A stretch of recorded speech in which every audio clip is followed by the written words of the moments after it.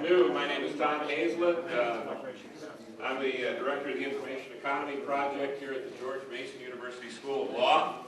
And today we're delighted to sponsor the latest installment of our Big Ideas About Information lecture series, where we bring important, innovative thinkers in the information economy here to Arlington to give us their thoughts in a wide-ranging, unconstrained discussion.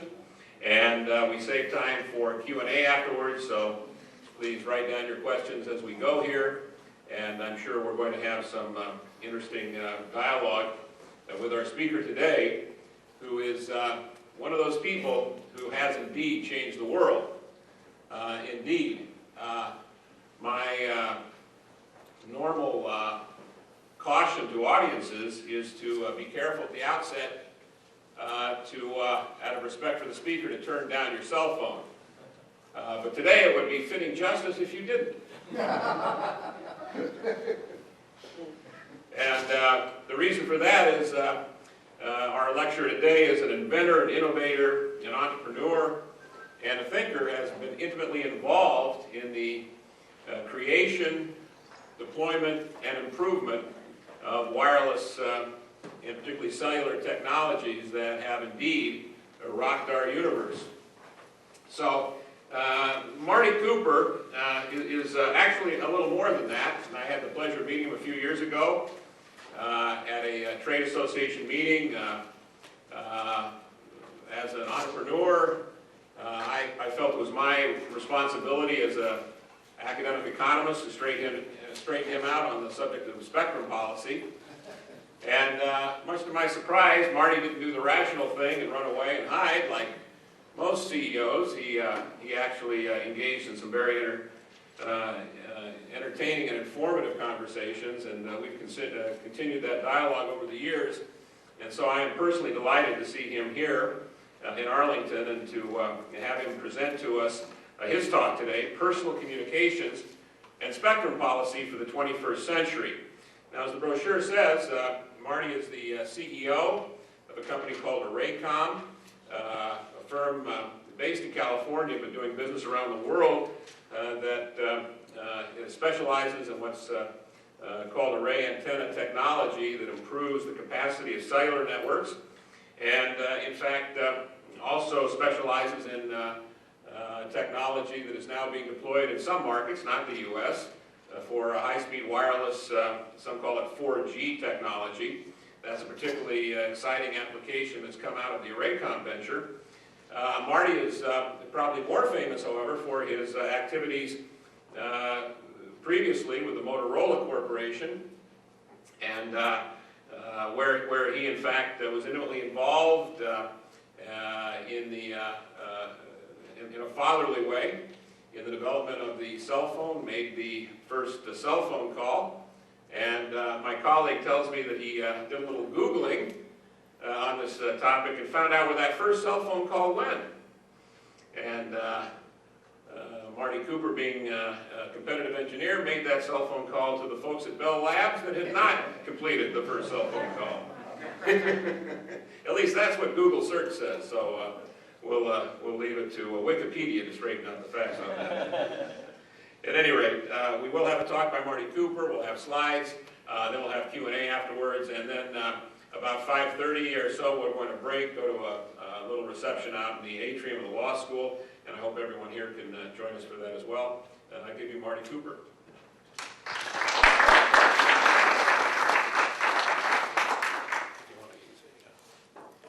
Thank you. Thanks, Tom. Sure. That was supposed to be an introduction, not a major address, but thanks anyway. It's really a great honor to come and talk to you. We got an intimate group here, so I'm going to try not to read a speech. I am especially honored because, or especially interested in what's going on now. Especially, all of you read about JetBlue strike. And Tom asked me to get up here and give you my perspective about how smart antennas are going to change your life, which I assumed would immediately put everybody to sleep. But whenever I think about perspective, and I hear about airline pilots, I think of the story about these two pilots that were coming in for a landing at an airport. Pilot, co-pilot, we really put our lives in their hands, don't we, when we fly in airplanes? These guys might not have been the brightest guys in the world. The pilot comes into the airport where he's landing. He says, you know, this runway looks a bit short. Give me quarter flaps. The co-pilot says, quarter flaps? And the pilot comes in and suddenly guns the engine, pulls the stick back, goes back up in the air. He says, you know, that runway was much shorter than I thought. Give me three-quarter flaps. He circles the airport, comes back in again for the landing, and for the second time, just before he touches the ground, full power, pulls up. He says, that runway is really short. Full flaps. Co-pilot says, full flaps. Circles the airport again, comes in for the landing. The wheels touch down, full reverse, and the airplane shudders to a stop. And the pilot says, boy, that runway was sure short. And the co-pilot says, yeah, but it sure was wide.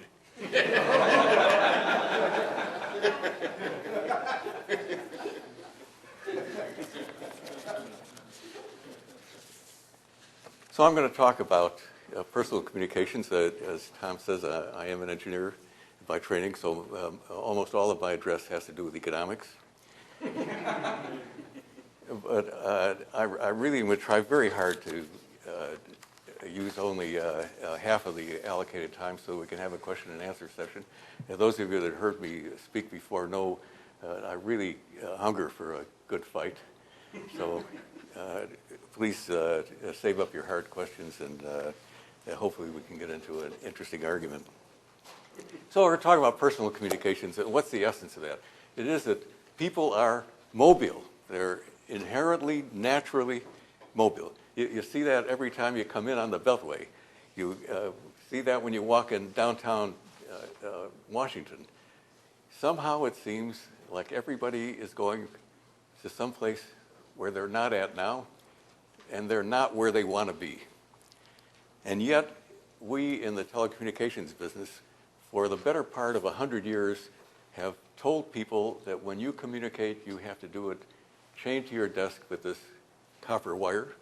And then finally, when we got around to doing wireless communications, we told you that you could, before that, we did have, if you recall, car telephones. That was a brief period in our history. Not much better than wiring you to your desk. Now you're trapped in your car. Finally, cellular came along. We now have the freedom for voice communications. But if you want to communicate with your computer, and we do a lot of that now, once again, you are constrained either to a very expensive and slow service, which somewhat characterizes what cellular service is today, or once again, you get trapped at a Wi-Fi hotspot, which is not a lot different than a phone booth, if you think about it. What people really need for what I call personal communications is ubiquitous, reliable, ever decreasing in cost, ever increasing in bandwidth communications. Ubiquity, low cost, and lots of bandwidth. There's no technological reason, there's no real economic reason, I will try to demonstrate to you today, why we can't deliver that today. But we are far from having that. And at the top of the list of the excuses that we have for why we don't have very low cost, ubiquitous, wide bandwidth is the radio spectrum. There are a lot of people working on that problem. A lot of dedicated public servants, industry experts. They have yet to figure out how to manage the radio spectrum in ways that can realize low-cost personal broadband. Instead of encouraging new technology that drives cost of services down, we create the appearance of scarcity. Spectrum now looks like it's extraordinarily valuable, and that tends to discourage innovative spectrum use. And instead of driving the use of the spectrum to be more effective, we encourage people to stockpile spectrum, save it up for some future use, to keep it out of the hands of innovators. And instead of allowing market forces to drive the industry forward, we meddle with the market for spectrum, and we keep those market forces for operating. Not to say that people aren't trying real hard. The FCC, the Department of Commerce, NTIA, they're all driving the industry to be more creative, to introduce new technology, better technology. But for the most part, the proposals that you hear talk about using long-range future technologies and big changes in the regulatory process. What I want to suggest today that neither of those is necessary, that the technology exists today and that you don't, to provide low-cost personal broadband, and that you don't have to change the regulatory process. This process that I talk about, technology that exists today, and that process is already underway. We're already implementing it. But it's not widely understood of what the magnitude of improvement is going to be. Tom was needling me about the fact that we keep talking about revolutions, and the reality is that a revolution in technology in general takes, for the technical part, a generation, 20 years. You can't think of any technological innovation that's happened in less than that. And if you want to talk about how people adopt new revolutionary things, it takes at least a generation and sometimes more than a generation. But we are in that process today. So let me start. Let me ask a couple of questions. First, do we really need a lot more spectrum? Do we really need a lot of bandwidth? How have we met this need in the past? How are we going to meet it in the future? There's no question in my mind that ultimately we are going to avail ourselves of the freedom that allows us, that we get from having ubiquitous, very low-cost coverage. That is going to happen, but it's going to take a lot of regulatory creativity. It's going to take a lot of technological creativity. But you economists, those of you who are economists here, know that there is a direct correlation between our prosperity and our ability to communicate. We got to move faster, and we will. So, what is radio frequency spectrum? I've heard people talk about the radio frequency spectrum as property, but spectrum has no substance, no dimensions, no real physical properties. In fact, for all practical purposes, the spectrum doesn't exist until you actually use it, or in some cases, misuse it. The unique property of the spectrum that's the real source of all of the technological, the legal, the regulatory machinations that have been going on for 100 years and longer is that any time you use the spectrum, you have to have some kind of exclusivity for your use. So spectrum is more analogous to space rather than property. And that's to say that two people cannot occupy the same space at the same time. Similarly, two people can't use the same piece of the spectrum at the same time. You can't build a fence around a segment of radio spectrum like you do with real property. Your neighbors, and that in spectrum terms, whether these neighbors are frequency neighbors, code neighbors, noise floor neighbors, they always intrude on your property. Only a question of degree.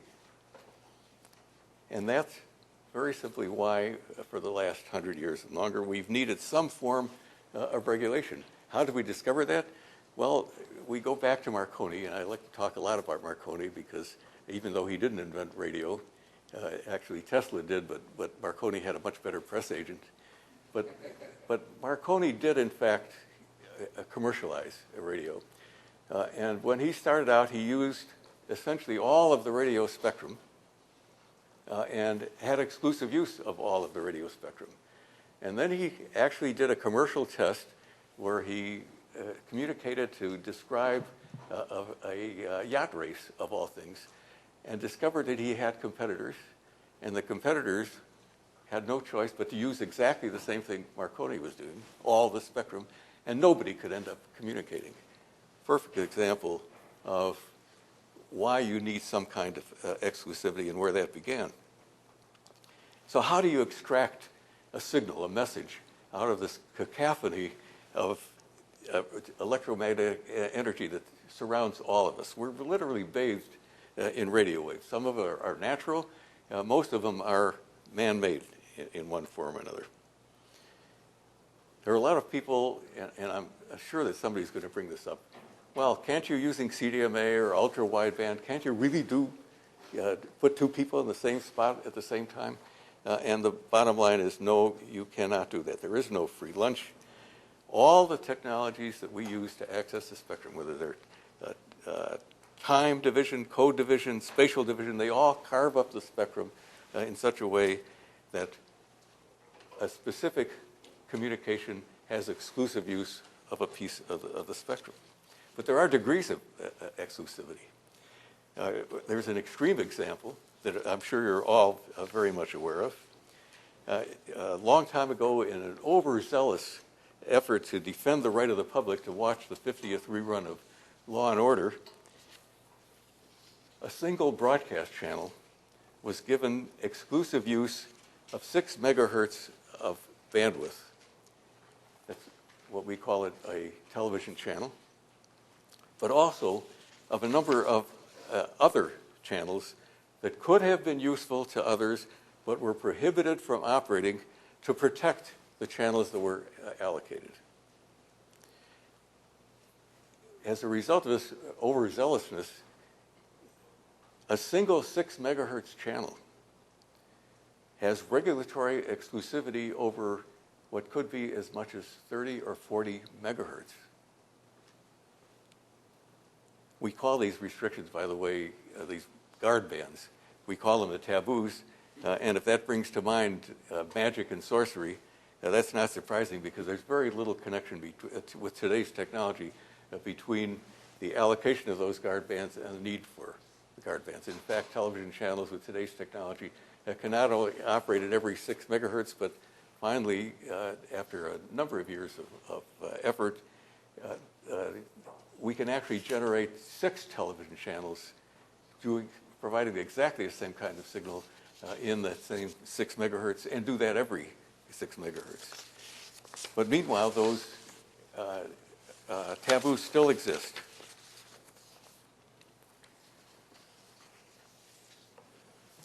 Most of the users of the spectrum don't have that luxury. My proposal today suggests that if we could suddenly create a huge abundance of radio spectrum, the need for all of these creative proposals, let's change the regulatory process, let's invent new technology, that none of these would be necessary.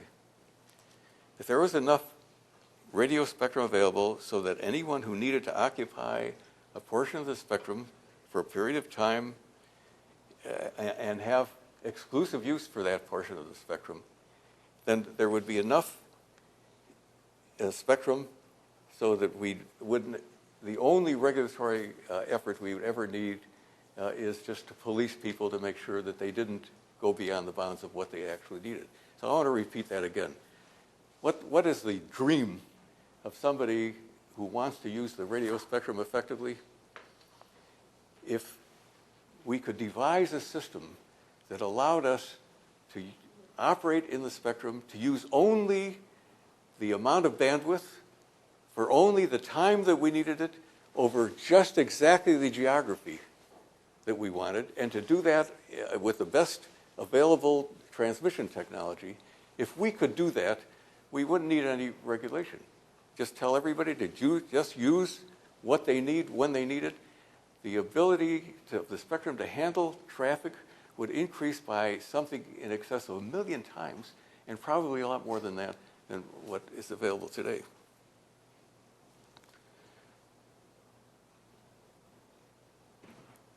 I did an analysis that I'd like to share with you.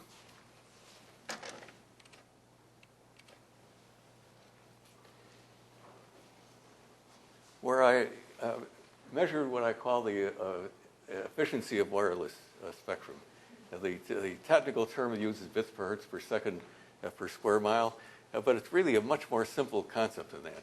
I'm suggesting that if we figured out at any point in time, starting with Marconi's stuff, which was in the last decade of the 19th century, but starting from then, if we used all of the useful spectrum and used the best transmission technique that was available, how many conversations could you do in the whole world? And the first point's really easy, because when Marconi did his transatlantic transmission, he used all of the available spectrum. He used what's called the spark gap transmitter. And if anybody else tried to communicate anywhere in the world, they would have interfered with each other. So that gives me a really good point at the beginning. I've mentioned several points on here, but the fact is that we have improved our ability. We can now send out over all the available spectrum, if we use the best techniques, over the whole world, over 1 trillion conversations, 1 trillion times more effective use of the spectrum than Marconi did.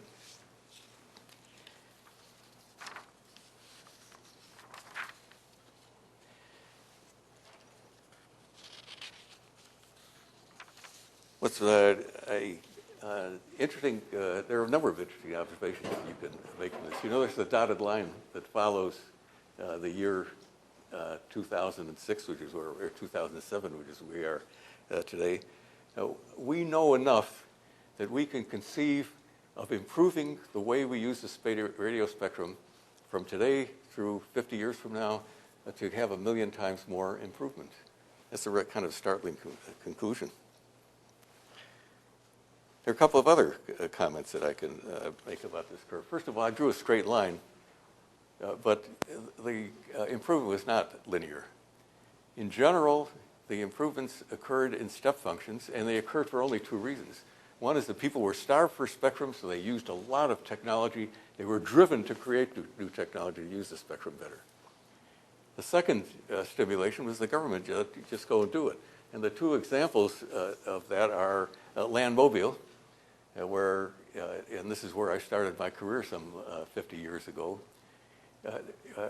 had a very small segment of the spectrum, very quickly growing, and over a period of 10 or 15 years, they figured out how to start out with 300 kilohertz channels down to 120 kilohertz, 60 kilohertz, 30, 15, kept squeezing the spectrum down to improve their ability to serve a lot of different customers. The best example of the government driving it was cellular telephony, because the spectrum for cellular telephony was allocated based upon the premise that people could do a step function improvement in technology.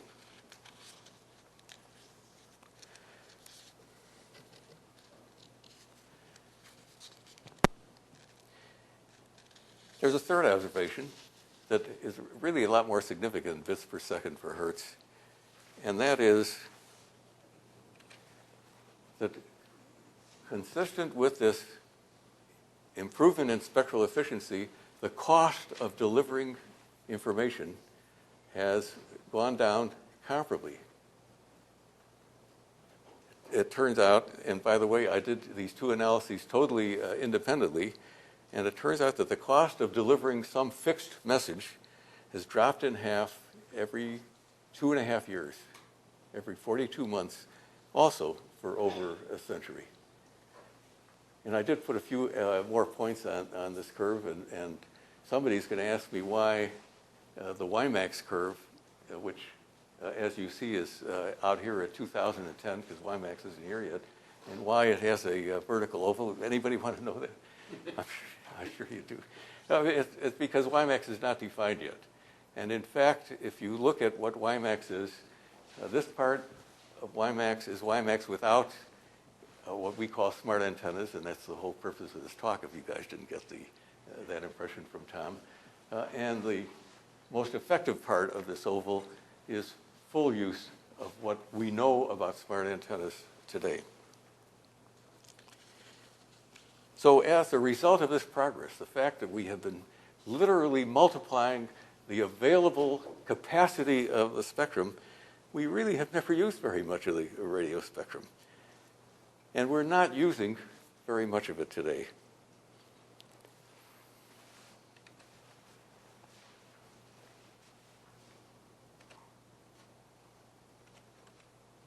I knew that would happen.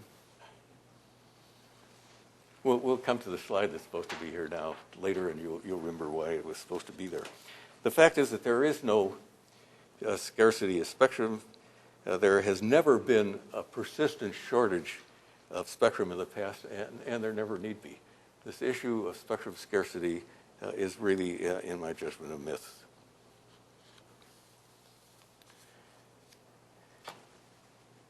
Why is it that we don't fill up the radio spectrum?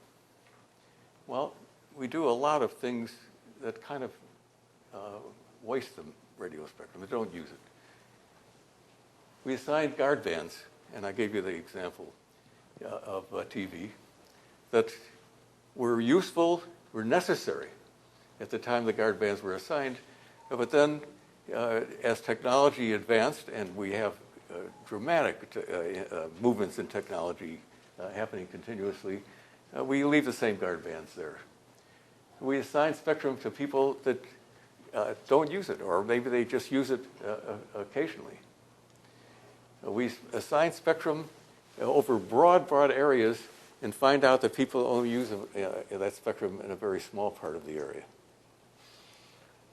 And we assign huge amounts of spectrum to unlicensed services with the mistaken belief that there is, in fact, a free lunch.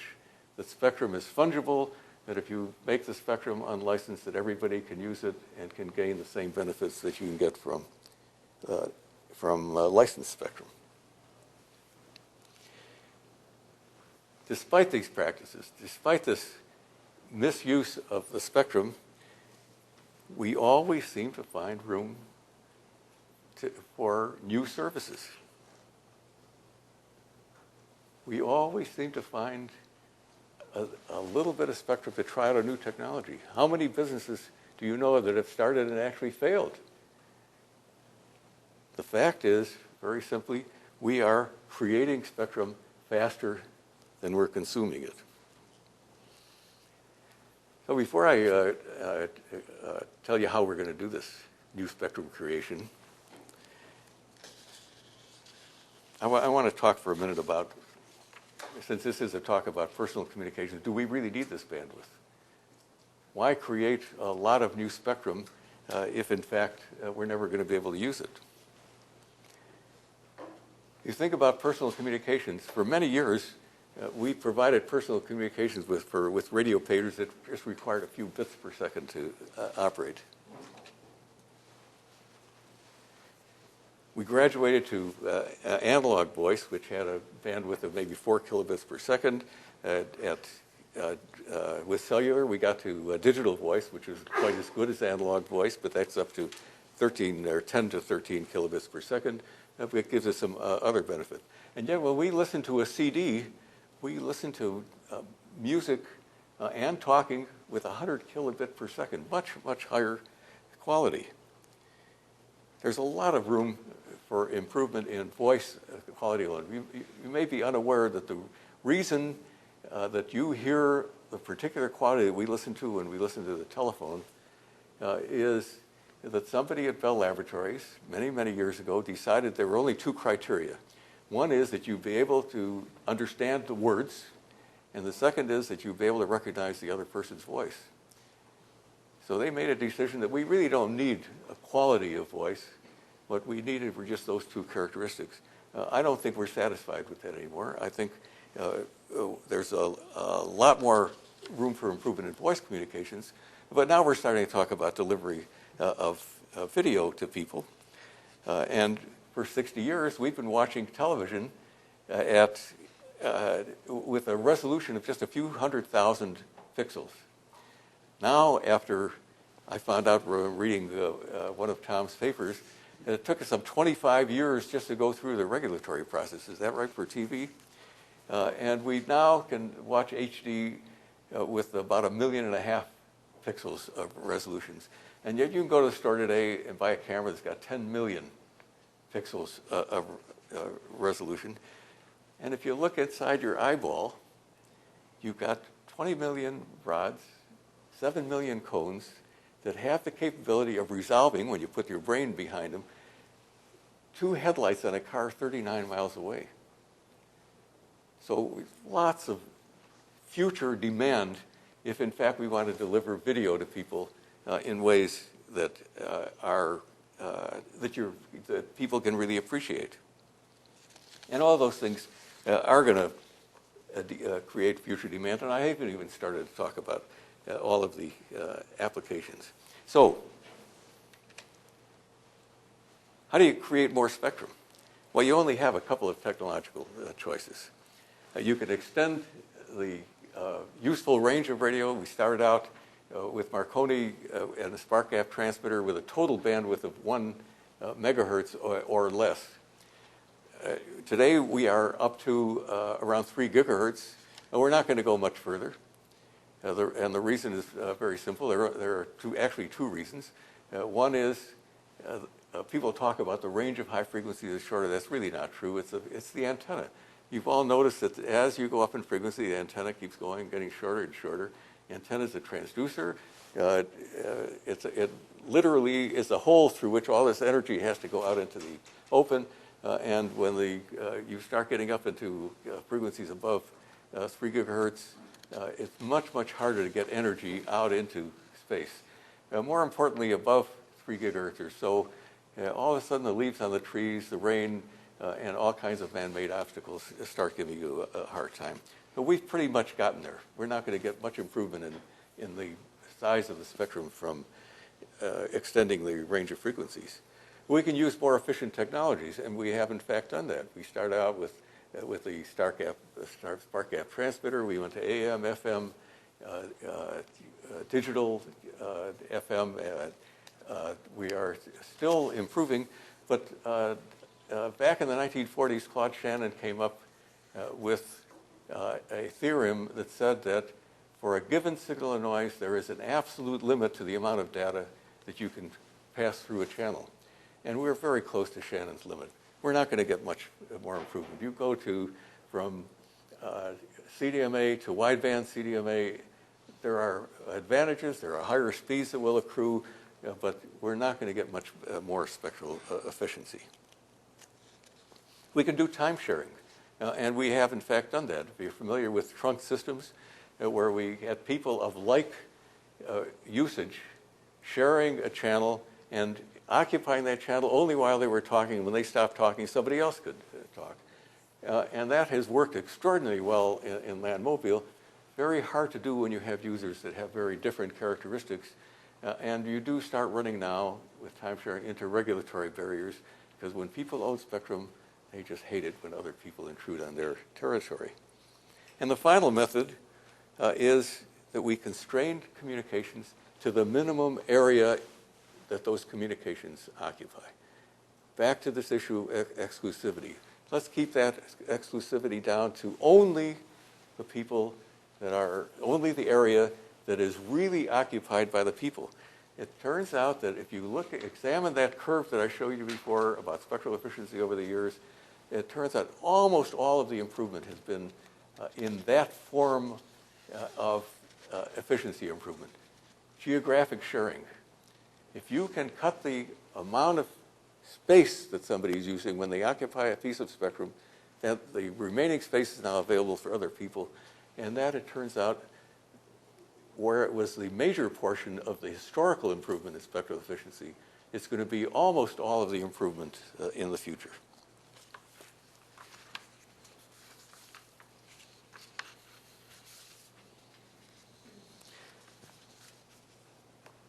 So how are we going to do this? How are we going to solve this conundrum of a perceived but non-existent existing spectrum scarcity?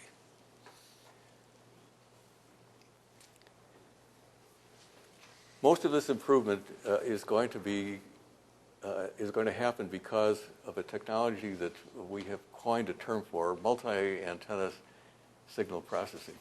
Boy, that's a mouthful. Call it MAS.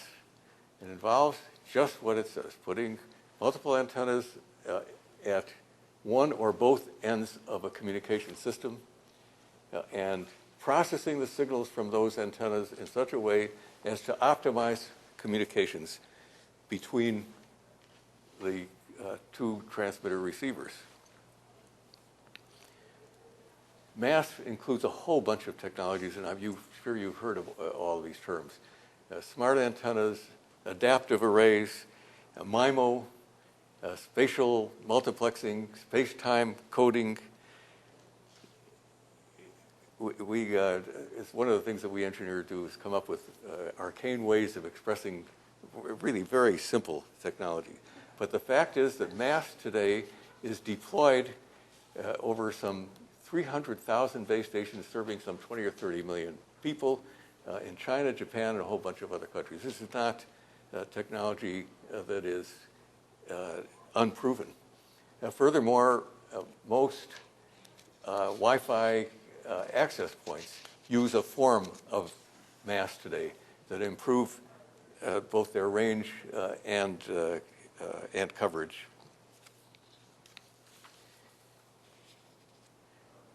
Most importantly is that in WiMAX, mobile WiMAX, which is just starting to be deployed at first, there's only one system in operation today that's in Korea, but later this year there will be a number of trials starting all over the world.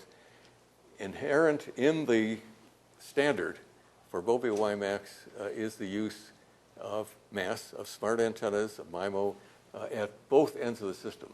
Multiple antennas in the user device, multiple antennas in the base station as well.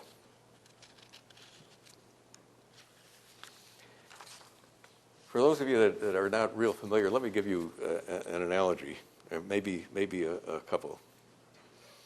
Let's assume that we've got a base station with just two antennas. We have a handset at some distance that is transmitting.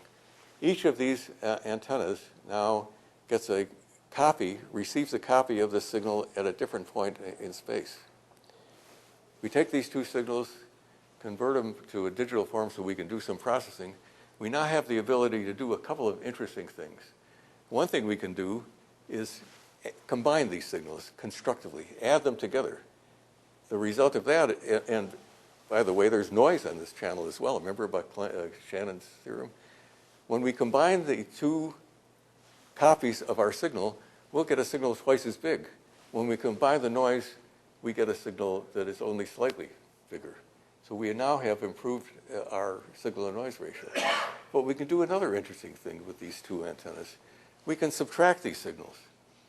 We can literally take the two copies of the signal that we've gotten from this mobile, subtract them so that nothing is there.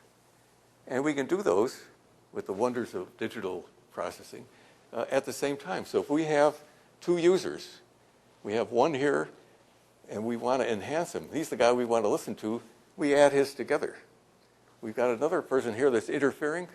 We can subtract those signals and literally cancel that person out. Very simple form, but very accurately described form of what smart antennas can do. I discovered some time ago, I used that analogy with some people just can't think about adding and subtracting signals, so I have another way of describing this.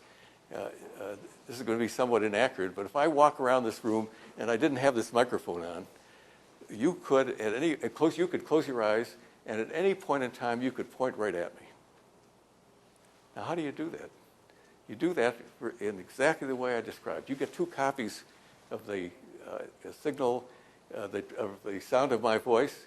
These two copies are out of phase. Your brain does a lot of processing, and it literally calculates where I am at a given time. Try that if you haven't done it. It is amazing how precise that is. And it's that same principle, except that we can do some much more interesting things with electronics. We're not constrained to just two ears. We can have lots of ears, maybe a dozen. We're not constrained to one mouth coming out. We can actually be transmitting with multi-antennas as well. And the benefits of smart antennas multiply when you do that. By the way, one way that you unconsciously have benefited from smart antennas using your ears, if you've been to a cocktail party, you notice two things. You could be talking to somebody and there's a din around you, and somehow you can extract their voice from the din because you're using the smart antennas and you're focused on them. But another interesting thing is that Tom is standing at a party talking to somebody, and the guy behind him says, "Hazlitt said," and he can change his focus and listen to the guy behind him and totally ignore the guy he's talking to without moving. That's called adaptive array technology. And you use that all the time. So it's not bad manners. Only if you let the guy know you have done that.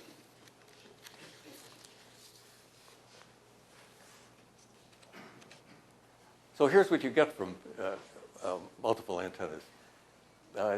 You get increased range because you can do this thing about adding signals together, better coverage. You can lower your interference because now you can cancel out any users, and for those of you that are technically oriented, if you have n antennas, you can cancel out n minus 1 users, sometimes even n. You get higher capacity because now, since you have rejected a whole bunch of people, you're only listening to the people that you want to listen to. You get huge increases in capacity and data, not all at the same time, but you have your choice between that. And the net result of all this is lower dropped calls, better spectral efficiency. But listen, you can do most of those things just by spending a lot more money. You could take a cellular system, for example, and just add a bunch of cell sites. The advantage of MAS, of mass, is you can do this with much, much lower cost. And that is the huge benefit that's going to happen. That is the revolutionary thing that's going to happen with the advent of this technology. So, when I simply said, I could have said this at the beginning and saved a lot of time. No, we don't have to change the way we allocate spectrum. If we make enough spectrum available through creative technology, I believe that broadband wireless delivered at affordable cost, and cost is the crucial issue. When the cost goes down, the applications will come, and they're going to be a lot more important than delivering music, MTV, playing games. Our whole medical system is going to be revolutionized when there is, in fact, true low-cost, reliable broadband service available. Spatial technology that I've been talking about, mass, is here today. It's going to deliver those kinds of solutions. But we are going to have to get better at using the spectrum.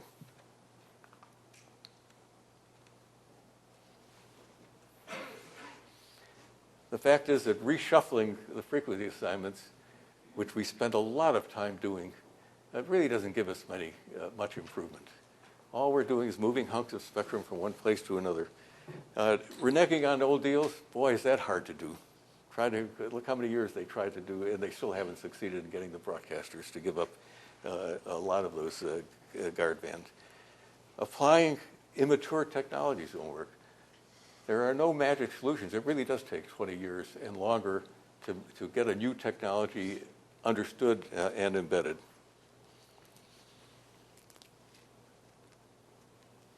The fact is that changing the regulatory process is often politically impractical. The way to solve the problem is to create new spectrum, mass, multi-antenna signal processing. It's already embedded in next-generation wireless systems, like WiMAX, like wideband CDMA. It's been demonstrated to improve spectrum in many places in the world. There are massive engineering resources being applied today.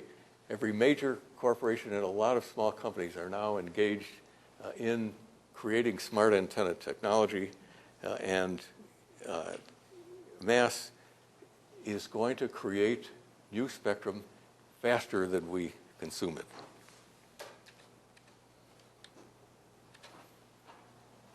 We've never run out of spectrum. We never will. Thank you very much. The floor is open.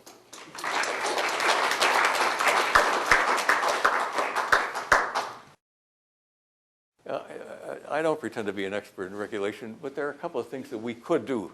And I'm not suggesting these are necessary. If we have enough spectrum, they really aren't. I know that the FCC has tried very hard to figure out different ways to get people to pay for the spectrum. But if you believe the spectrum is increasing in value, like doubling every 18 months, auctioning it off at a fixed price doesn't make a lot of sense, does it? The most logical thing to me as an engineer, not a regulator, nor am I an economist, is that people ought to pay for the spectrum based upon the kind of value they get out of it, and they ought to pay on a continuing basis. People somehow ought to be motivated to improve the way they use the spectrum. There are too many. I hate to keep picking on the broadcasters, although if I was a broadcaster, I would have done the same thing. But it's got to be a travesty to be using technology that's 60 years old, when Moore's Law says that we doubled the number of devices on a chip every 18 months, and we have known for 50 of those 60 years how to put two TV channels right next to each other. And where there is clear evidence that somebody can come in and use the spectrum, there's got to be a way to persuade, to come up with measurements that will motivate people to allow other people to come and share spectrum. And there are a lot of ways of doing that, and we can talk about ultra-wideband or things of that nature. But once again, I'm meddling here in stuff that I really don't understand very well, but those are my regulatory suggestions. Could you just follow that up by commenting on the relative position of Europe, or perhaps Japan, with the U.S. in terms of regulation? Are they ahead of us in some areas or behind us, or what? They do have different methods. They don't sell spectrum in Japan. The Europeans auction it off for huge amounts of money, and they're sorry they did it. But I put that in the category of this regulatory meddling. They're working on the small problems and not thinking about the big problem. The big issue is, a million times improvement in 50 years. Regulators ought to be thinking about 50 years, 20 or 30 anyway. So they ought to be thinking about, how can I get multiples of spectrum? And instead, these things we talk about are shuffling, and most countries do it one way or another.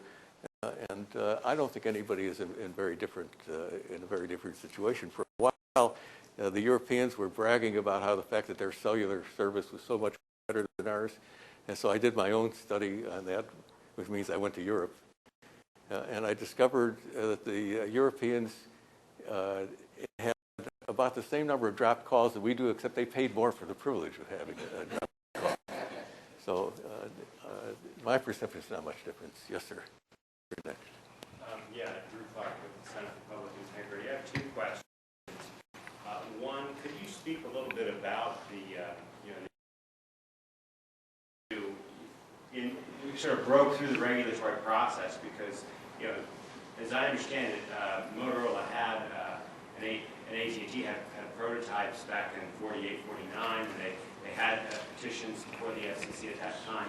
Could you just sort of talk briefly about from 48 till 68, say, and what happened there? And secondly, let me just throw this question out too, so you can address it. There's been some talk in recent weeks about whether the wireless industry needs a Carter phone decision of its own, which would basically mean that you could take your phone and use it on any cellular network, which of course you cannot do, whereas you can do that on the wired world. So if you have any thoughts on either of those subjects? Well, those are two really interesting questions. I'll take a shot at the first one because the concept of cellular was invented, and you must have known that because you picked that year, at about 1946 or 7. A guy named John Reed at Bell Laboratories figured out this approach of using spectrum reuse and handoff, which is all that cellular is, right? And he put that in the file.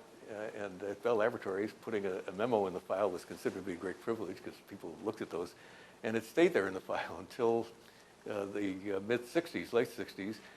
And remember, I was not at AT&T. I was at Motorola, this little tiny company in Chicago. AT&T was the biggest company in the world by every measure.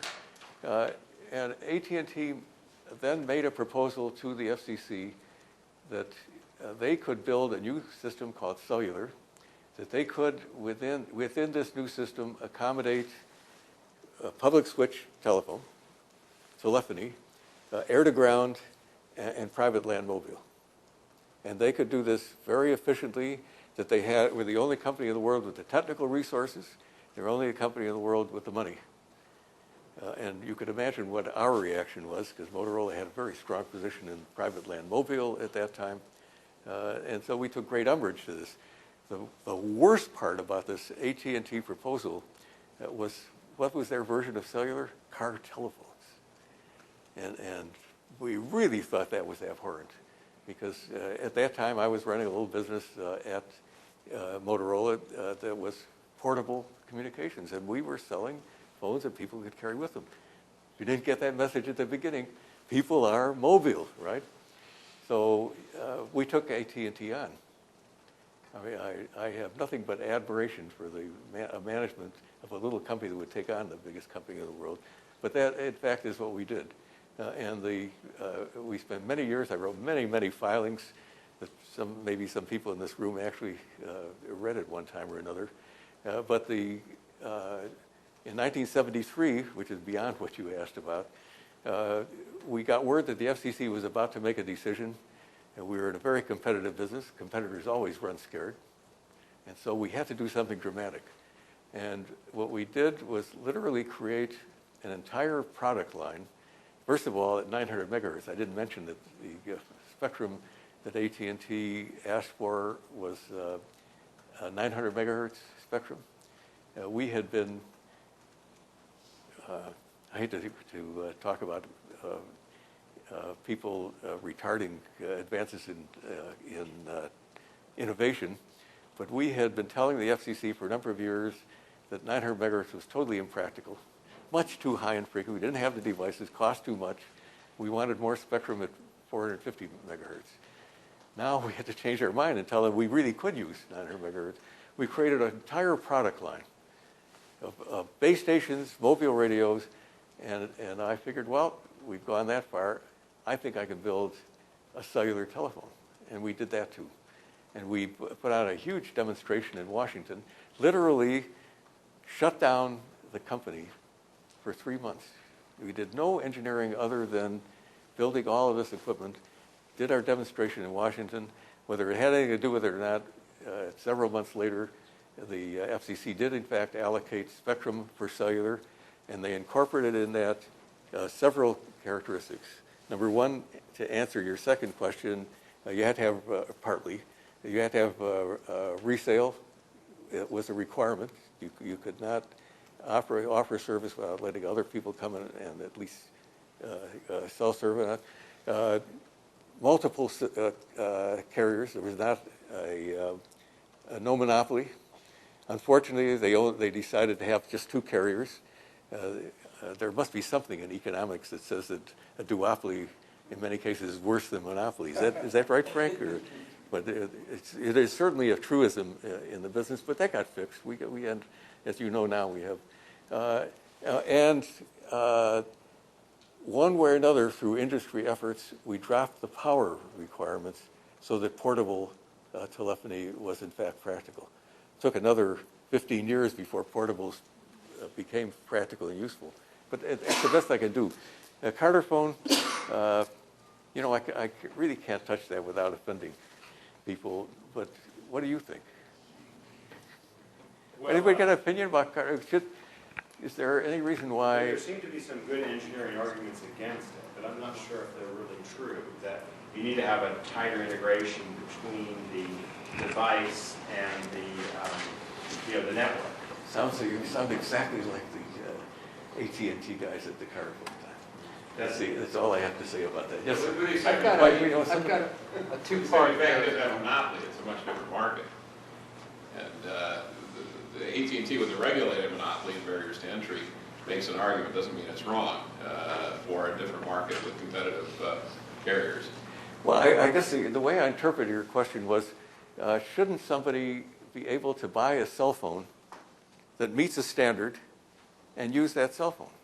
Well, they are able to do that. No, they are not. Yeah, they are. Well, some can places. unlock phones. Some places yes, some places no. You can unlock phones. They're just That's all. That's GSM. people You prefer- can't unlock a CDMA phone.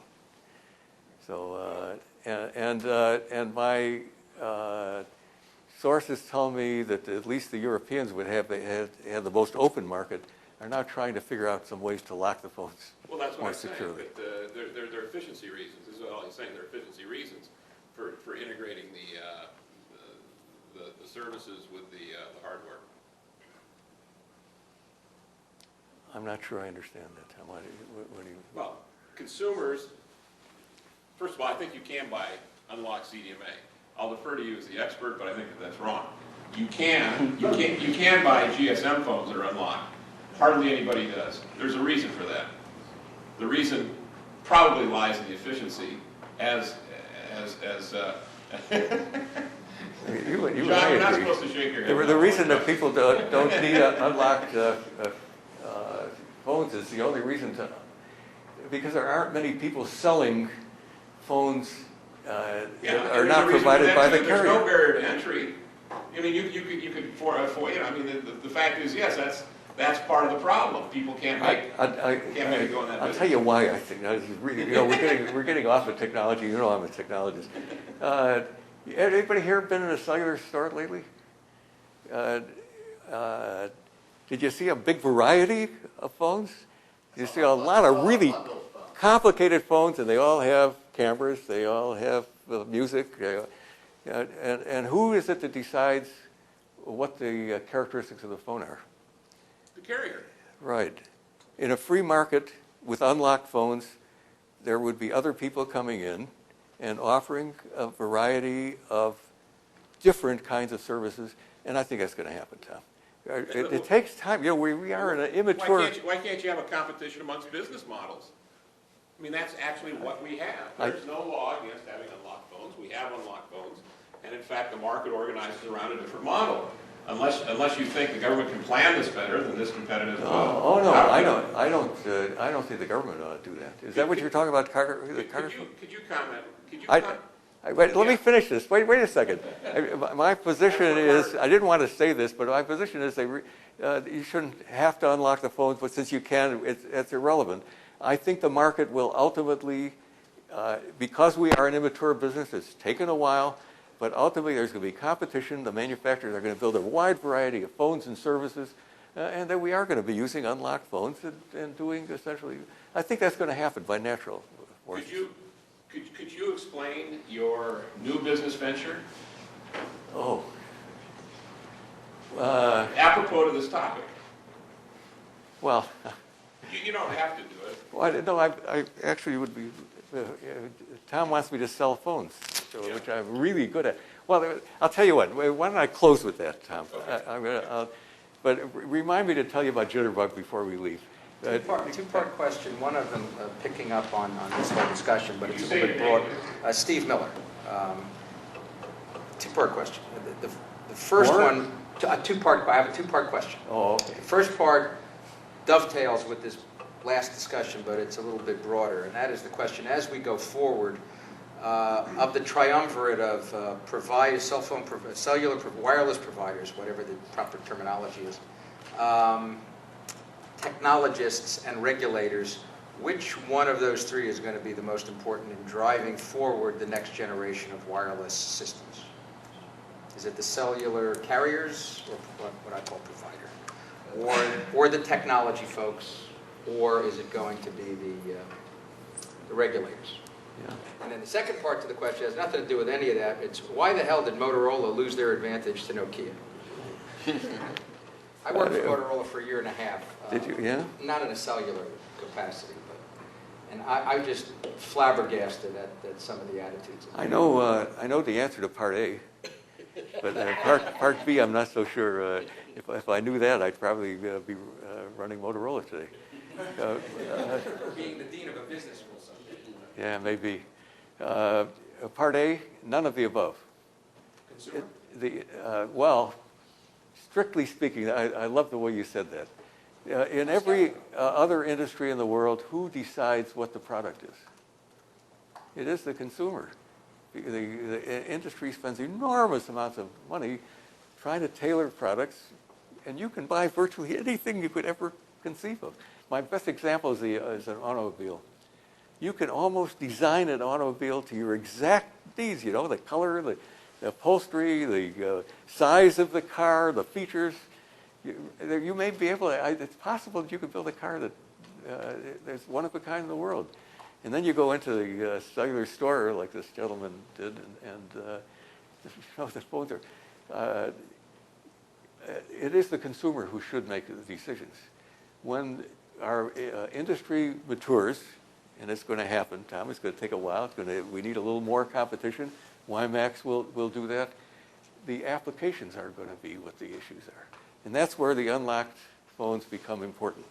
When we stop focusing on the devices and we stop trying to make the devices universal, because you know that universal devices that purport to do all things for all people, they don't do any of them very well. But I have a vision of the future with specialized devices, specialized services focused on what people need, and lots of individual competitive businesses. So it's going to be, of course, the regulators are important, and of course the manufacturers have to build this stuff. But understanding the needs of the people and delivering an application to serve those needs is what I think the revolution is. And that's why when I talked about all this technology and mass and all that stuff, the real focus is low-cost broadband. To get it low enough, then people, entrepreneurs will be able to come in and get access to that broadband and offer us applications that are going to change our lives. Yes, sir. My question goes back to the European-U.S. comparison. One of the factors was arguably that Europe adopted calling party pays earlier and on a more widespread basis.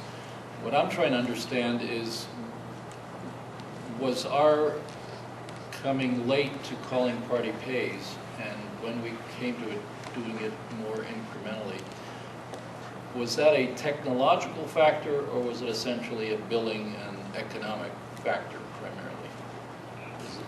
Was there a technological aspect to that? You know, I'm not expert at that. I'll give you an opinion. It was an inertial.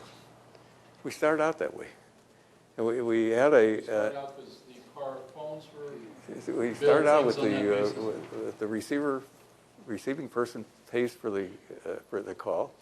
The one huge difference between the U.S. and all the European countries is the fact that our whole allocation process was one geography at a time. Lots of small companies ended up ultimately coalescing.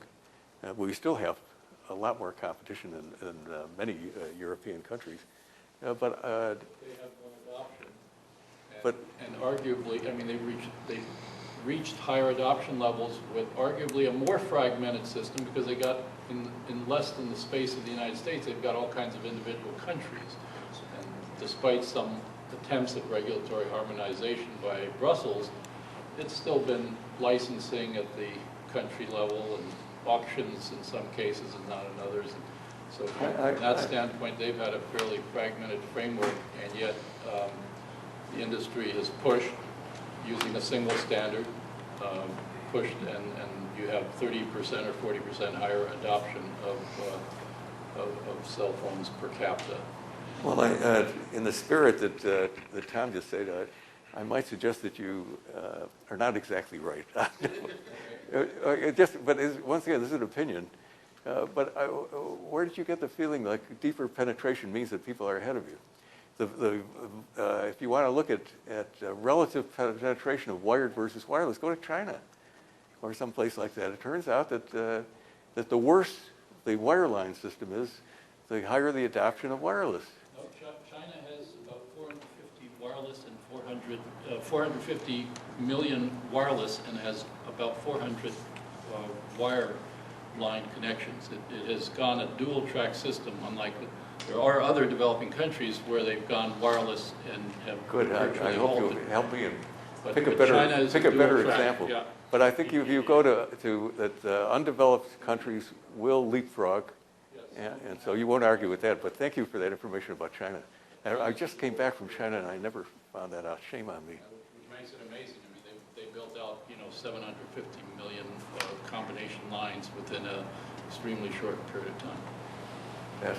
But wireless is still growing much faster. But their penetration rate is lower than Latin America's, which you could argue is a relatively similar level economically.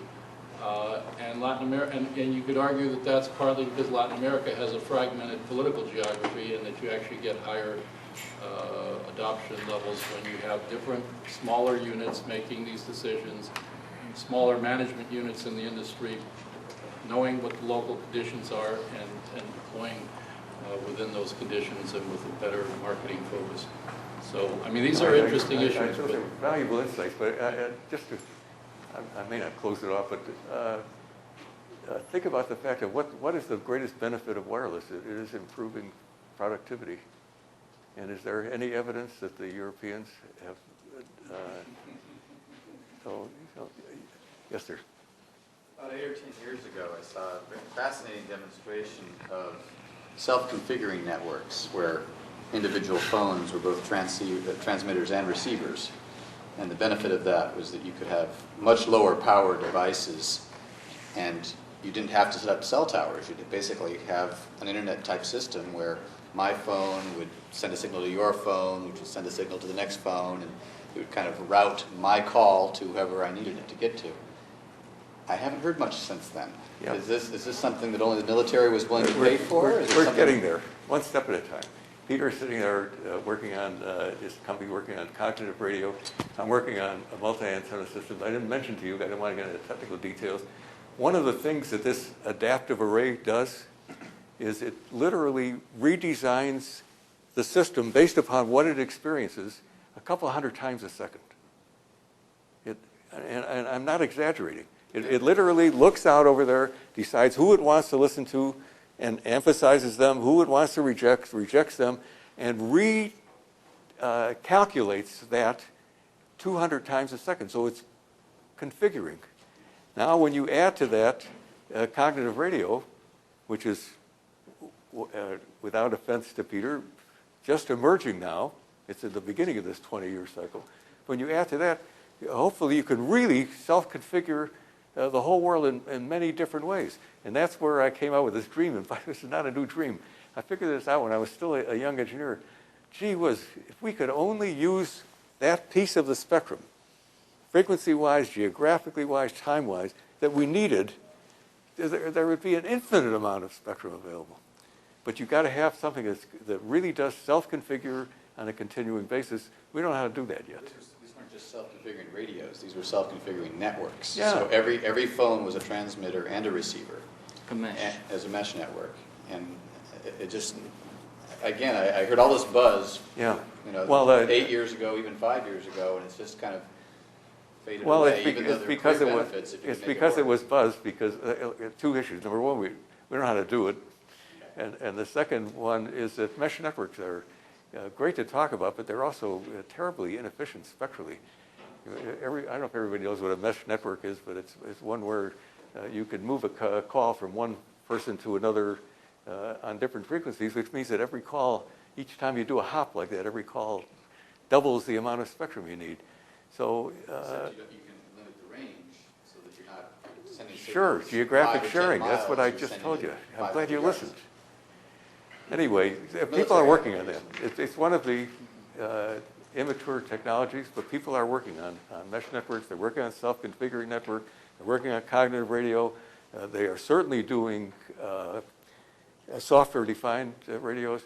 A lot of good technology out there, and that's why when I talk about the 50-year vision, that is most certainly going to happen because these things are going to mature. And my only message today was you don't have to wait for them to mature. We got. If you had $1 million, you might be investing in mesh technologies, or is that one of the ones that's not quite as hot as? No, you want to talk about investing? You're talking to the wrong guy. Yes, sir.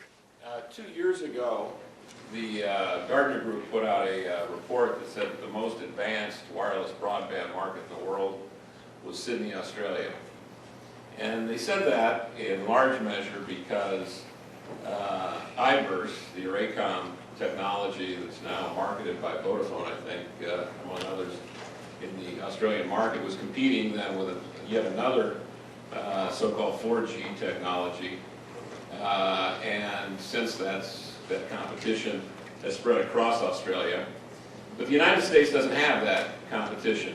Arguably, 3G is developing in the U.S. because of liberal policies related to the licensing of cellular carriers, and we do have some emerging on the horizon, the Clearwire efforts and so forth, using the 2.5 gigahertz licenses.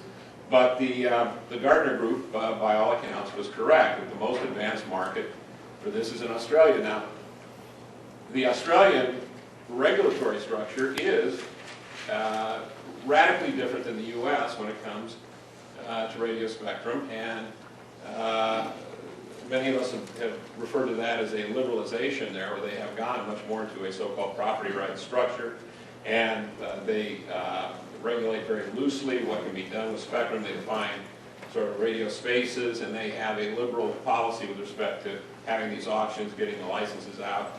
And as many have noted, the licenses that were purchased, including the Arraycomm license in 2001, was actually sold quite cheaply. And that's exactly what you get when you have a more liberal and more of a free entry situation. So, given all that, why wouldn't you think that liberalization of the so-called property rights model that the Australians have instituted would be a very substantial advance for the United States to adopt, or in some way to move towards? Well, I must confess that even after I've read all the papers, mostly yours, I don't really understand it. I do understand the real world because I live in it. So let me tell you what really happened. Well, the real world's a special case. We can talk about that later. Yeah, right. Arraycomm went to Australia because Australia auctioned off some spectrum. Australia is a relatively small continent country, 19 million pops, and they auctioned off 5 megahertz of spectrum, and we bought 5 megahertz of spectrum for $5 million. So, what was the company? We were a bunch of techies. We designed software. But we have been struggling for years and years to demonstrate that the smart antenna, that mass could do the things that we said. And we ended up building a system to operate in that spectrum with one objective: low-cost broadband. And we did, this is the first time I mentioned my company, by the way. This was, I don't usually do that, but let's shift gears and I'll start selling. So we created a system focused on one thing: get the highest possible spectral efficiency for broadband. And we created a system called iBurst. And we installed that at great cost in Australia, formed a company to do that. And we decided we'd replicate that in the US. Well, it turns out we went to the FCC. I've dealt with the FCC for many years, very competent people, and guys really trying. And I'm really sincere about that.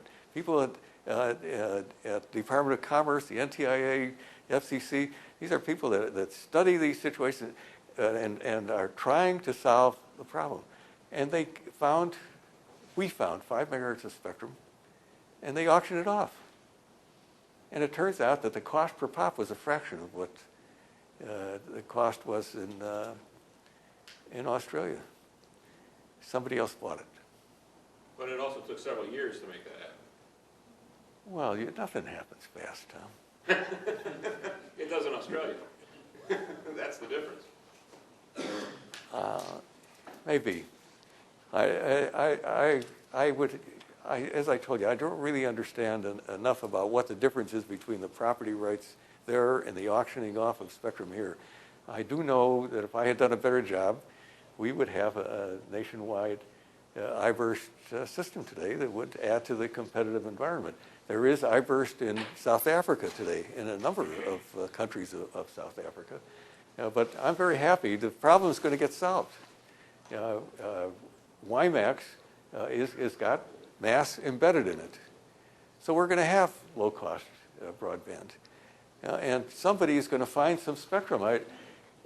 one of the slides I didn't bring up here is there was a headline in RCR the other day.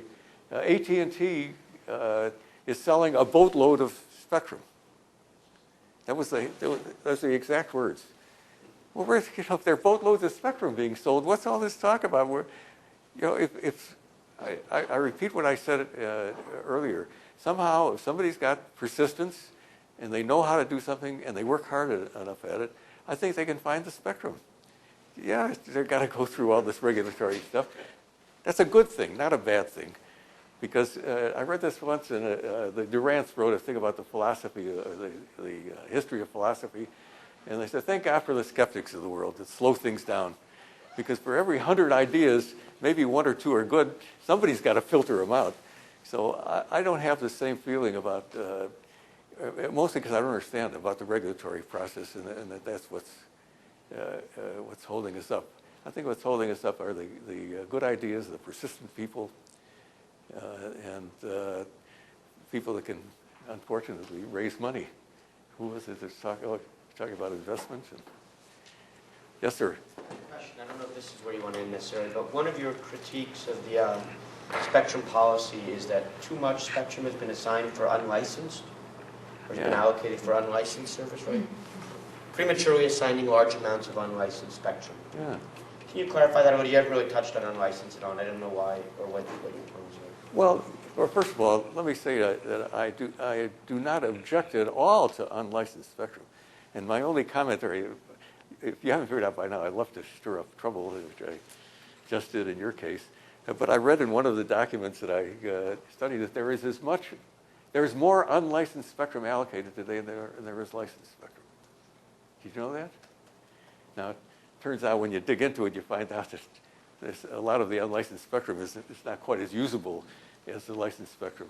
But the only point that I made is the thought that you can do in licensed spectrum, everything in unlicensed spectrum, everything that you can do in licensed spectrum is erroneous. That people are going to find out that citywide Wi-Fi performs some really useful functions. It's going to bring broadband to people that couldn't afford it otherwise. It's not going to do anything at all to provide what I call personal communications. Nothing at all. So that's is my comment. And forgive me for exaggerating by talking about too much, but it's certainly the thought that assigning unlicensed spectrum is going to solve the future problems for personal communications is erroneous. We just don't know how to do that now. Wi-Fi, the thing that makes Wi-Fi spectrally efficient is the fact that it's highly constrained. What constrains it? The walls of your house and of the buildings. As soon as you try to get wide area coverage with Wi-Fi, it becomes either spectrally inefficient or very, very costly. I mean, to really get good coverage in a city, I'm not talking about what Earthlink is doing, or proposing to do in Google in San Francisco, or what Earthlink's going to do in Houston, because I really support what they're doing. I think it's an excellent thing. But if they try to get ubiquitous coverage over the whole of San Francisco, it would probably take several million access points. Nobody could afford to do it. And each one of those access points, one way or another, has to have backhaul. It's just not economic. So does that make sense to you? Tom wanted me to tell you about Jitterbug, so I'm going to do that. My wife, who I'm extremely fond of, totally unnecessary for me to say that, who is very bright, has been concerned for many years about what she refers to as unserved constituencies. Back to what this gentleman experienced in the store, we're trying to build a universal device. And one of the constituencies that she identified was technophobes. Technophobe people, technophobes tend to be older. Let's see, we have a few ladies here. They tend to be more feminine than masculine, but I'm not making it. That's only an observation. But these are people who, when they make a phone call, would like to have a device that makes a phone call, and like to do it simply and not have to figure out how the device works and what the technology is. My opinion, these people are right and all the rest of us are wrong. My definition of good technology is invisible technology.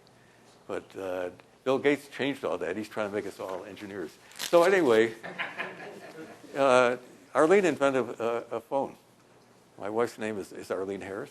This phone's called the Jitterbug. This is not a phone, it is a service. This service is available in the United States and Canada, most of North America. Now the phone itself, if you look at it, take off your glasses, you can read it without glasses. When you put it on your ear, it fits right on your ear, so you don't have to jiggle up and down to find the right space. Every button on this phone is what it says it is. No menus buried underneath. There's a yes, no, and a button, and no button. Never fly. This thing, it asks you questions. Very confusing, right? When you push the O button, the operator, if this is Tom's mother, the operator says, yes, Mrs. Hazlitt, what can I do for you? And You mean a person? his mother will say, get Tom on the phone. Get my doctor. The operator will have the profile of the person and will make the call. And most important about the Jitterbug, first of all, it is low cost. And any of you who are interested, I know there's no technophobes in this room for sure, but your parents are. So go to jitterbug.com. You can buy a phone for them. You can program the phone on the internet, or they can call the operator. Tell the operator what phones you want on your phone book on this thing, and the next time you pick up the phone, you pick up the phone and say, Tom, and the thing will, oh, by the way, I just put it up to my ear. Guess what I heard? Dial tone.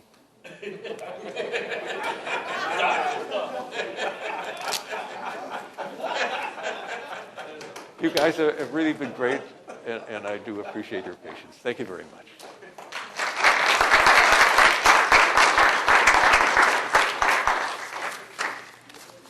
So that was terrific, Marty. I've seen, by the way, I've seen the TV ads for Jitterbug. Maybe some of you have seen them as well. They're very good ads. I had no idea that this was Marty's and Marty's wife's company.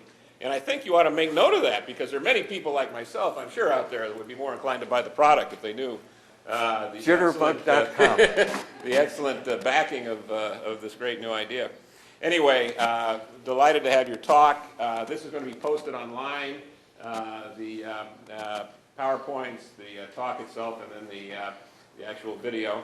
Outside right here we have get-together reception, and come and say hi to Marty Cooper. Thank you.